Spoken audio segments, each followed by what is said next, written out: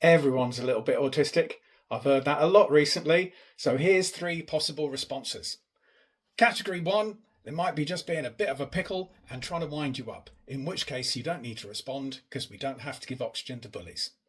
Option two, they might genuinely believe it. They might think they're trying to be kind, but it's just a little bit invalidating to hear.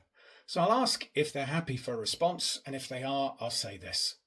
I think one of the reasons why people believe everyone's a little bit autistic is that the accommodations that autistic people ask for are just good ideas that benefit everybody. For instance, if I'm invited to a work meeting and it's just put in my diary, there's no agenda, there's no discussion points, I don't know what it's about, I'm going to go into freefall. I'm going to have sleepless nights thinking every catastrophe I can imagine. There's been a complaint, I'm about to be fired. The day of the meeting, I might not be able to join in. I might need to take the rest of the week off because I'm feeling ill. We're like the canary down the mine. It hits autistic people big and hard, and it hits us first. But just imagine there was a policy at work where every meeting that went out, it had to have an agenda, it had to have discussion points in advance.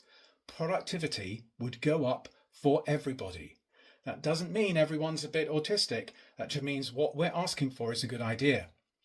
To give you another example, say you're on a busy train. Imagine if everybody got a seat. That train ride would be much more comfortable. But it doesn't mean that everybody on the train is heavily pregnant.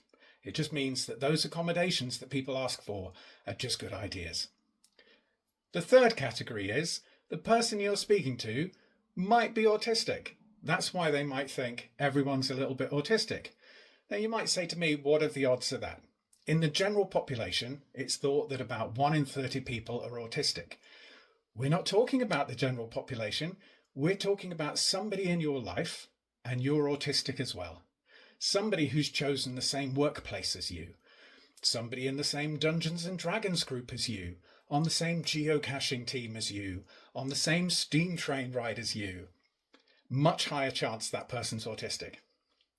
If you listen to this and you've got any questions, you want to know what autistic accommodations are, or you might be autistic and you wonder what's next, please check out my website, www.johnpendle.com. There's a blog on there with 30,000 words of neurodivergent support and a contact me form if you'd like to send me a question, book a call. Looking forward to hearing from you.